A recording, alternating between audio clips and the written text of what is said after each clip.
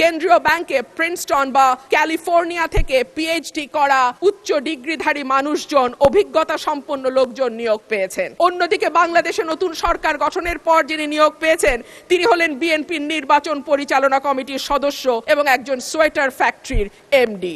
আপনার বক্তব্যের ফ্লো যেন ঠিক থাকে সেজন্য টানা 10 মিনিট দেওয়া হয়েছে।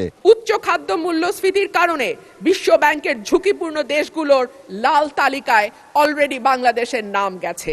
এর সরাসরি প্রভাব পড়ে নিম্নবিত্ত এবং মধ্যবিত্ত মানুষের ওপর, যাদের মোট আয়ের 2/3 থেকে অর্ধেক পর্যন্ত খাবার কিনতেই চলে যায়। ক্রমাগত মূল্যস্ফীতি দারিদ্র্য বাড়ায়, পুষ্টিহীনতা তৈরি করে এবং আগামী প্রজন্মের মেধা বিকাশে সরাসরি প্রভাব রাখে। মাননীয় স্পিকার, প্যারা 7-এ রাষ্ট্রপতি 19 ফেব্রুয়ারি পর্যন্ত বৈদেশিক মুদ্রার যে রিজার্ভ সেটা দাঁড়িয়েছে $34.78 বিলিয়ন বলে ঘোষণা করেছেন। এই বৈদেশিক মুদ্রা আয়ের প্রধান খাত হলো পোশাক রপ্তানি। এরপর আছে প্রায় 1 কোটি প্রবাসীর পাঠানো রেমিটেন্স, বৈদেশিক ঋণ, ফরেন ডিরেক্ট ইনভেস্টমেন্ট বা এফডিআই, বৈদেশিক অনুদান ইত্যাদি। একক শিল্প হিসেবে তৈরি পোশাক খাতের উপর অতিরিক্ত নির্ভরতা, বৈদেশিক ঋণ বেড়ে $113.51 বিলিয়ন হওয়া, এফডিআই এর ক্রমাবনমন ইত্যাদিকে মোকাবেলা করতে হলে রফতানি পণ্যের বহুমুখীকরণ, বিনিয়োগ বান্ধব পরিবেশ তৈরি, বিদেশে দক্ষ শ্রমশক্তি প্রেরণের কোনো বিকল্প নাই। সম্প্রতি সিপিডির সম্মানীয় ফেলো প্রফেসর মোস্তাফিজুর রহমান বলেন, ভবিষ্যতে ঋণ পরিশোধের চাপ আরও বাড়বে, তাই এখন থেকেই আয় বাড়ানোর দিকে নজর দিতে হবে।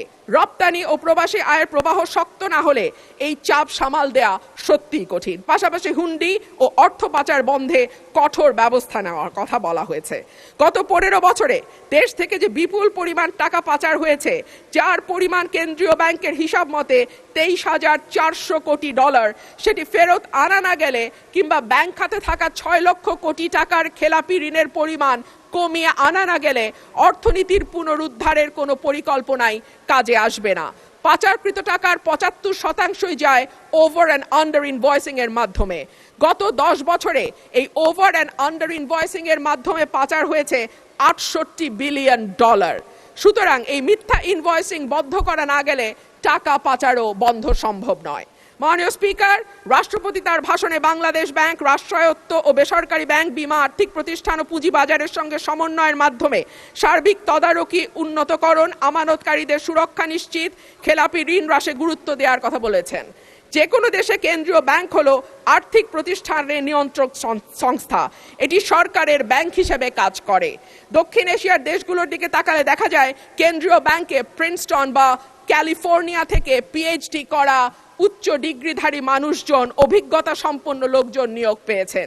অন্যদিকে বাংলাদেশে নতুন সরকার গঠনের পর যিনি নিয়োগ পেয়েছেন তিনি হলেন বিএনপির নির্বাচন পরিচালনা কমিটির সদস্য এবং একজন সোয়েটার ফ্যাক্টরির এমডি।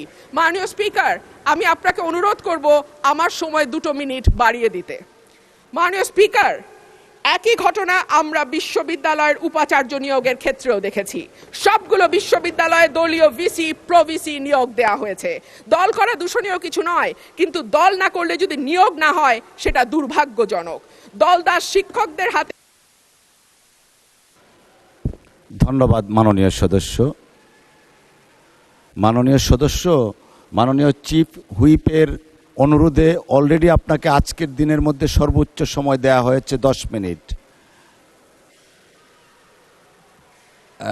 আপনার বক্তব্যের ফ্লো যেন ঠিক থাকে সেজন্য টানা 10 মিনিট দেওয়া হয়েছে।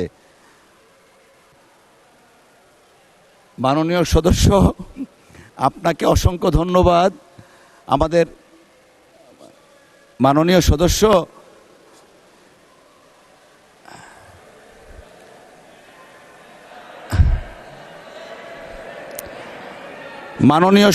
আপনি দয়া করে বসুন।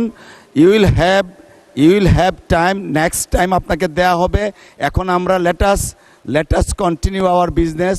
I humbly request you to take your seat. Thank you.